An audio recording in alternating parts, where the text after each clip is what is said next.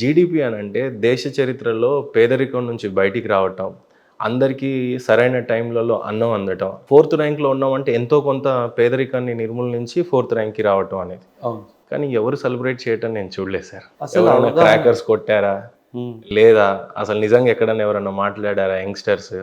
Fan base ఒక కోహ్లీకి ఉండటం, ఒక హీరోయిన్‌కి ఉండడం, తమన్నా లాంటి వాళ్ళకి, ఇంకెవరు చిరంజీవి లాంటి వాళ్ళకి ఉండడం తప్పులేదు గానీ, ఎందుకు అసలు దేశభక్తి మనుషుల్లో లేదా అనే భావన కూడా వచ్చింది. Not even single youngster has come up on the road and crackers కొట్టినట్టు గానీ, ఏదో పైనుంచి కేంద్ర ప్రభుత్వం ఇస్తే చప్పట్లు కొట్టండి, దీపాలు పెట్టండి అంటేనే చేస్తారేమో గానీ, ఎందుకో వాలంటరీగా ఎవరు రాలేదు అని అనిపించింది. పర్సనల్‌గా before going into the subject, దీని మీద మీరేం చెప్తారు చెప్పండి sir youngsters? Sir first and foremost sir, GDP ఈ విషయాలు చాలా టెక్నికల్ సబ్జెక్ట్ సార్. కామన్ మ్యాన్‌కి ఇది అర్థం కాదు సార్. కామన్ మ్యాన్‌కి క్రికెట్ అర్థమైపోతుంది. కానీ జీడిపి అంటే ఏంటో అర్థం కాదు. గ్రాడ్యుయేట్ చదివినా కూడా. చదివినా సరే జీడిపి అంటే ఏంటో తెలియదు. That true. అంటే మీరు అన్నట్టు మీరు లాస్ట్ 10 ఇయర్స్ చూస్తున్నారు. బ్రిటిష్ వాళ్ళు 1947లో మనల్ని వదిలేళ్ళారు సార్. అవును. వాళ్ళు వచ్చినప్పుడు India was contributing almost 25% of the world GDP. అంటే almost number 1 25% obviously 25% of the world జీడిపిని తీసుకెళ్ళి 1947 వరకు 1%లో వదిలేశారు సార్. అంటే మన ప్రయాణము గత 75-76 సంవత్సరాల్లో from zero to hero sir. అంటే ఈరోజు 4th పొజిషన్లో ఉన్నాము. 4th పొజిషన్లో $4 ట్రిలియన్ మనము క్రాస్ చేస్తున్నాం సార్. $4 ట్రిలియన్ చాలా పెద్ద నంబర్ సార్.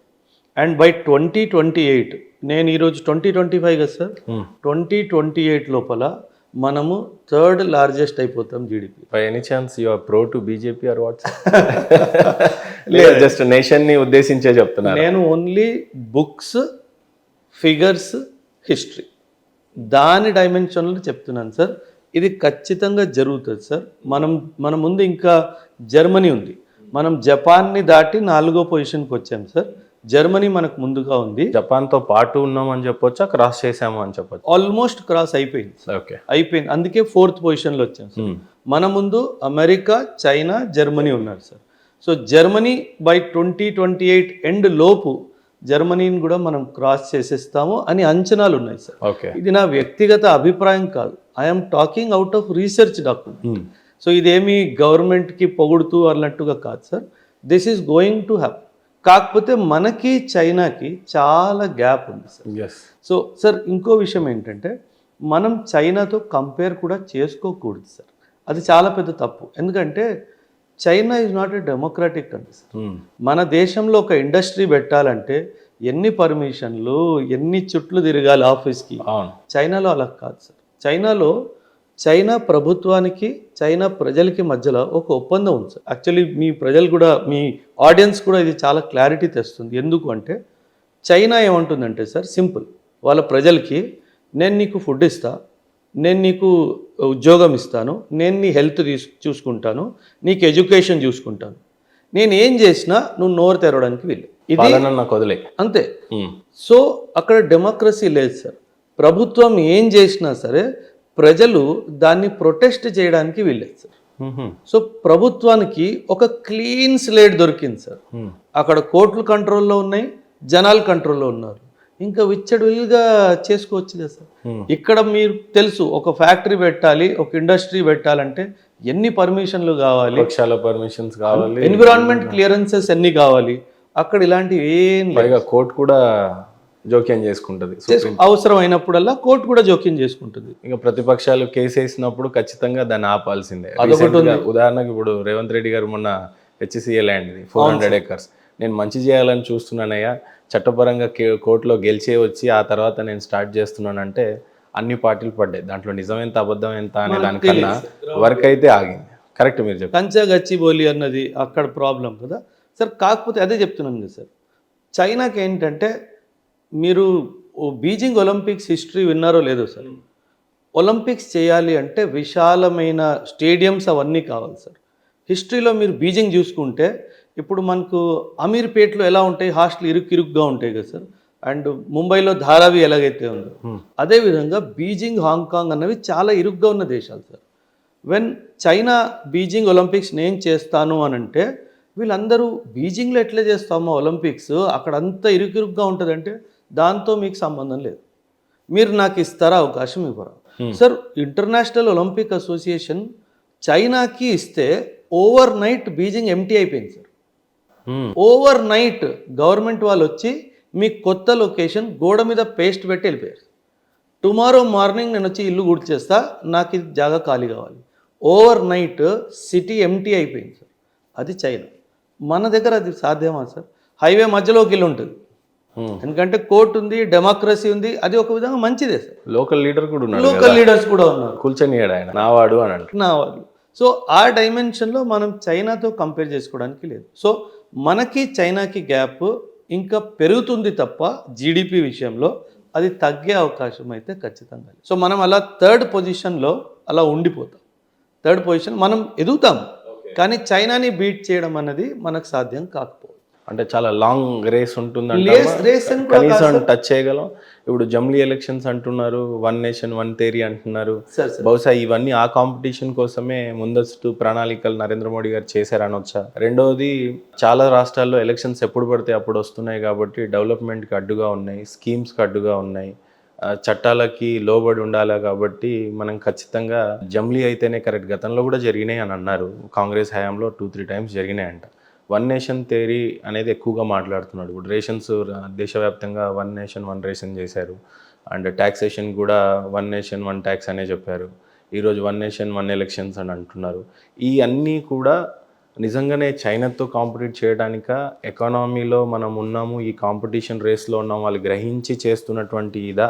ఏ రకంగా దీన్ని చూడొచ్చు? జీడిపి 3rd ప్లేస్కి ఉండిపోతాము అనే మీ theory I can accept it. But from 10 to 4th ప్లేస్కి వచ్చాము. అది ఎట్లాంటి వనరులను వీళ్ళు యూజ్ చేసుకున్నారు? అంటే త్రూ ట్యాక్సేషన్నే compulsory all nations will move forward.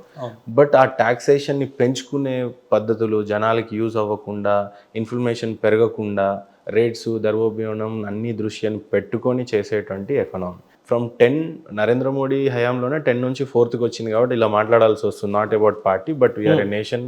And దేశాన్ని ప్రేమించే వాళ్ళు ఎవరైనా సరే ఈ ఎంజాయ్మెంట్లో మాట్లాడతారు, దే లవ్ ఇట్ అనే ఆ ఇదిలో అడుగుతున్నాను. 10 to 4th రావటం ఇండియా, ఇది నిజంగా ఎలా సాధ్యమైంది? ఏ రకమైనటువంటి అటెంప్ట్స్ ఇస్తే వీఆర్ ఎట్ $4.19 ట్రిలియన్ రీచ్ అయ్యాం? వెరాజ్ ఇండియన్ కరెన్సీలో చెప్పాలంటే 178 లక్షల కోట్ల ఎకానమీ మనది ఈరోజు. సో ఎలా ఇది సార్? మీరు 2014 to 2024 మధ్యలో కోవిడ్ వచ్చింది అన్న విషయం మర్చిపోయారు సార్. అంటే 2-3 years అవి కూడా పోయినాయి. కోవిడ్ రాకపోతే మనం 21-22లో ఇది సాధించాల్సింది.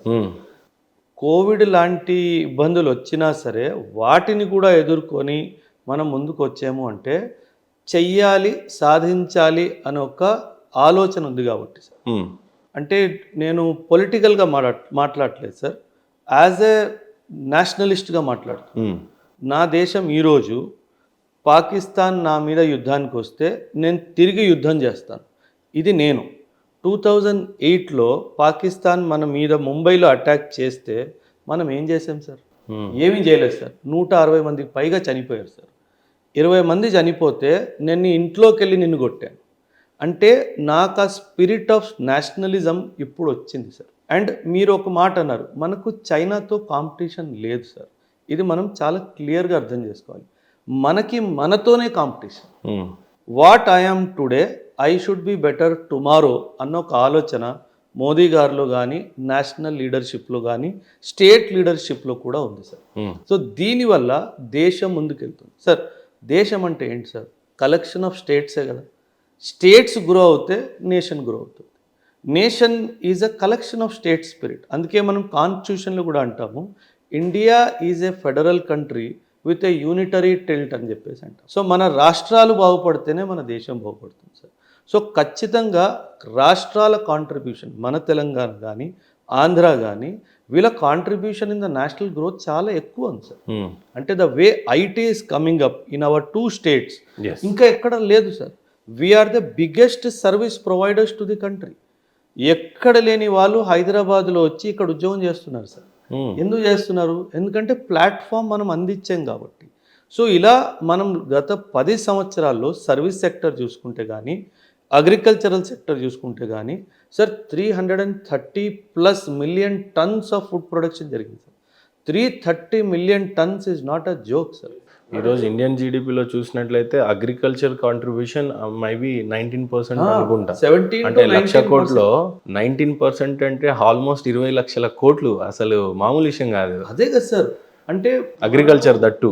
మనము మన ఫార్మర్స్ కాంట్రిబ్యూషన్ని మర్చిపోతాం sir.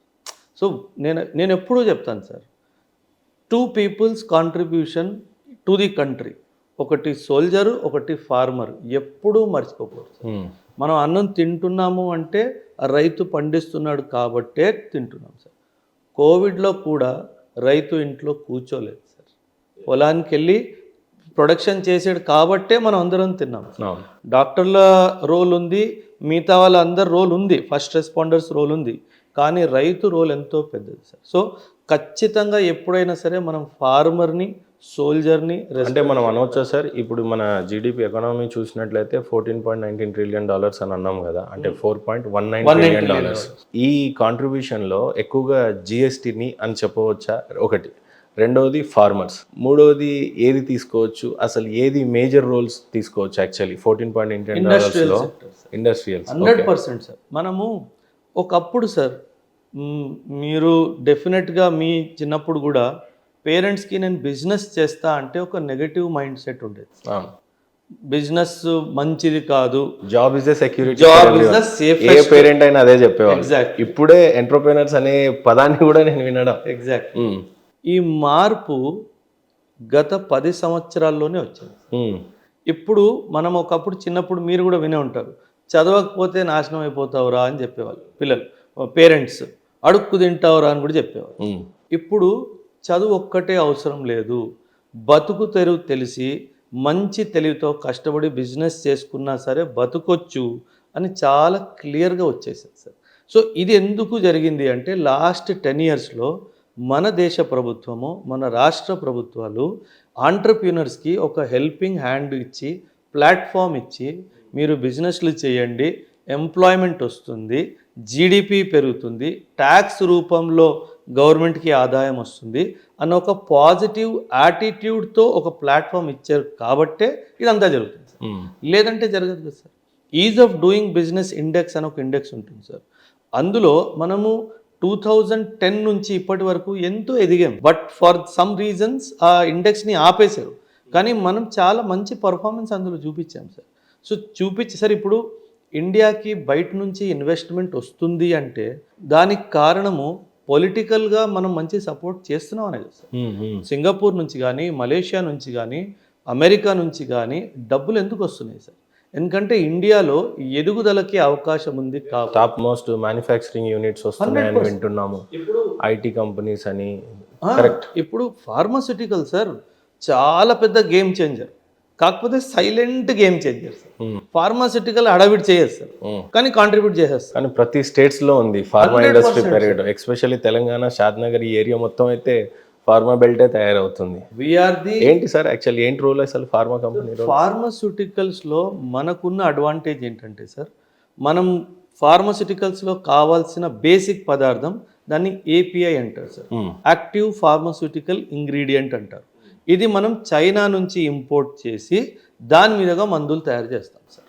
We are going to be in future the pharmaceutical capital of the world sir. మన హైదరాబాద్లో హాస్పిటల్స్ 5 స్టార్ హోటల్ రేంజ్ కన్నా పెద్దగా ఉన్నాయి సార్. మీరు గమనించి ఉంటారు ఒక్కొక్క హాస్పిటల్. ఎందుకంటే sir now world wants to come to India for medical treatment. They don't want to go to Europe. చాలా కాస్ట్లీ సార్. ఒక కిడ్నీ ట్రాన్స్ప్లాంట్ యూరోప్లో 5 నుంచి 8 కోట్లు అవుతుంది సార్. ఇండియాలో 50 నుంచి 60 లక్షల్లో అయిపోతుంది.